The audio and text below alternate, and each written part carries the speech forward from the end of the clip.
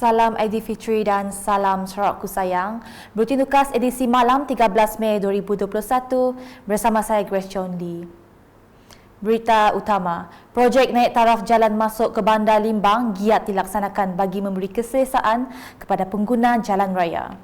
Menteri Muda Pemodenan Pertanian, Tanah Adat dan Pembangunan Wilayah Sarawak yang juga Adun Bukit Kota, Datuk Dr. Abdul Rahman Ismail berkata, kos untuk projek pembinaan jalan berkembar itu sepanjang 1.16 km adalah sebanyak 20 juta ringgit. Jalan berkembar ini merupakan jalan yang kita bina untuk dibesarkan menuju ke Bandar Limbang disebabkan berlakunya kesesakan di masa yang lepas, iaitu kalau kita tak besarkan berlaku satu tempat di hadapan balai polis yang kita istilahkan sebagai bottleneck lah, dan ini menyebabkan kesesakan terutamanya pada waktu puncak ataupun hari-hari perayaan. Sebab itulah dicadangkan supaya jalan ini dibesarkan daripada 2 laluan kepada 4 laluan, sekurang-kurangnya pada jarak yang berpatutan, dan apabila disiasat maka jarak yang telah pun dikenal pasti lebih kurang 1 kilometer. Semasa ditemui selepas mengadakan lawatan pemantauan projek Jalan Berkembar ke Bandar Limbang, beliau menambah projek naik taraf tebingan Sungai Limbang Fasa 2 yang melibatkan peruntukan RM25 juta turut dibina. Pada masa yang sama, terdapat juga projek yang saya katakan tadi, naik taraf tebingan Sungai Limbang Fasa kedua. Projek ini menelan kos dalam lingkungan 25 juta sejauh 600 meter, lebih dari 1,5 kilometer lah, untuk menyambung projek fasa pertama. Apabila projek ini dilakukan pada masa yang sama disebabkan oleh kekangan space, maka berlakulah pertindihan, dan ini menyebabkan beberapa masalah timbul.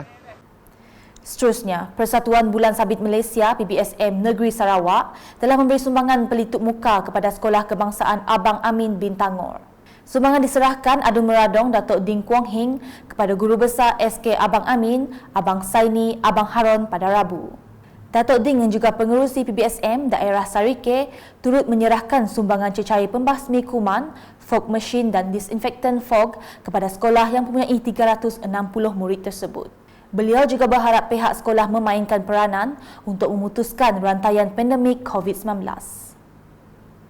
Sementara itu, dalam program berasingan, Datuk Ding telah menyumbang sebanyak RM100,000 kepada SMK Tonghua dan SMK Kai Chung.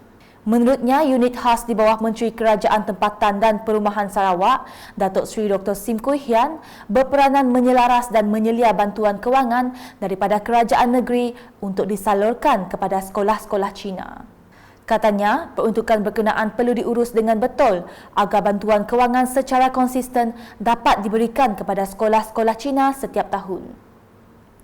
Manakala di Bauk pula, Majlis Daerah Bauk telah melakukan pemeriksaan akhir projek bina pembentong di Jalan Atap Kampung Badul yang siap sepenuhnya pada Rabu.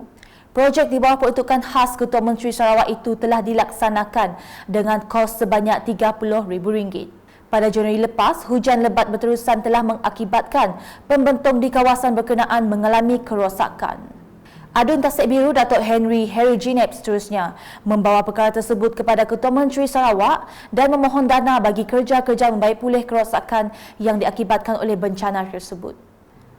Laporan selanjutnya, seramai 64 peserta menerima pengagihan bantuan input pertanian bagi program peningkatan produktiviti tanaman lada untuk kawasan Dun Tebeduk pada Rabu.